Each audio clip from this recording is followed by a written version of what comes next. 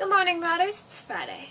Top 5 favorite books. So number 1 is a cheat because it's a whole series and not just a book, and it's something you're all expecting, Harry Potter. I love everything about these books. The world that J.K. Rowling creates is one of the most magnificent ones in all of literature, in my opinion. And the characters she's written have been developed so well that even the ones that have been dead for the entire 7 books have huge fan bases. There really isn't so much I can say about Harry Potter. I've said it all before. But the Harry Potter books are definitely my number 1 books on any list ever. Number 2, The Fault in Our Stars. Again, this is one that shouldn't even need mentioning. I judge a book based on how it makes me feel days after I finish reading it. Do the characters stay with me? Do I continue to think about it even at the weirdest times of the day? Do I keep imagining how the characters' stories continued even after the book was over? That's how I felt about The Fault in Our Stars. I read it 7 months ago, and it's still something I think about when I'm just standing around. It's also funny and clever and smart and uplifting in parts. That's just what John Green does best. And that's why The Fault in Our Stars is number 2 on my list. Number 3! House Rules by Jodi Picoult.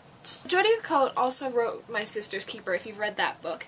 They're really quite similar. All books Jodi Picoult writes are quite similar. But out of all her books I've read, House Rules certainly comes out on top for me, and it's simply because of her one character, Jacob. So Jacob's a teenager. I can't remember exactly how old he is, but I think he's like 19, 17, that kind of age. He has Asperger's syndrome. Asperger's is on the autistic scale, so he's an autistic child. The basic premise of the book is that there's this murder in town and Jacob becomes one of the prime suspects. What is really so amazing about this book is the empathy that Jodi Picoult creates for this character. I went into the book knowing hardly anything about autism, and I came out enlightened. And it's really hard for other people to understand how an autistic child feels sometimes. So reading this book from Jacob's perspective is so brilliant. That's what's so great about that book. So the 4th book, Speak by Laurie Halse.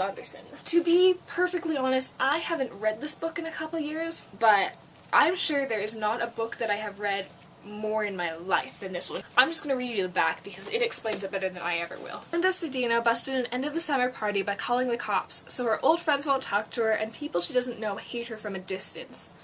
The safest place to be is alone, inside her own head, but even that's not safe because there's something she's trying not to think about. Something about the night of the party that, if she let it in, would blow her carefully constructed disguise to smithereens, and then she would have to speak the truth. So this book is darkly fascinating. It's got a little bit of humor in it, even though it deals with a very serious topic. It once again really gives you empathy for a character that no one else in the book understands. It deals with a really important subject, and I think it's good for all people to read. Even though we're kind of past the age that she is in this book, I still think it's a good book, and I think you should all read it. And my number 5 book on this list is Looking for Alaska. What can I say about Looking for Alaska? It's John Green. It's funny, it's smart, it's horribly depressing, and you're just gonna laugh and cry your whole way through it. If you haven't read Looking for Alaska, do that right now. Stop this video, go read Looking for Alaska. Looking for Alaska is so good as well, and if you liked The Fault in Our Stars, Looking for Alaska is right up your alley. Not to mention, it's got the coolest character of literature in it. I want to be Alaska. My nerd fighter friend Logan wants to be Alaska. She's just the coolest human being in books. So that's my video. Miranda, I will see you on Monday. Knox.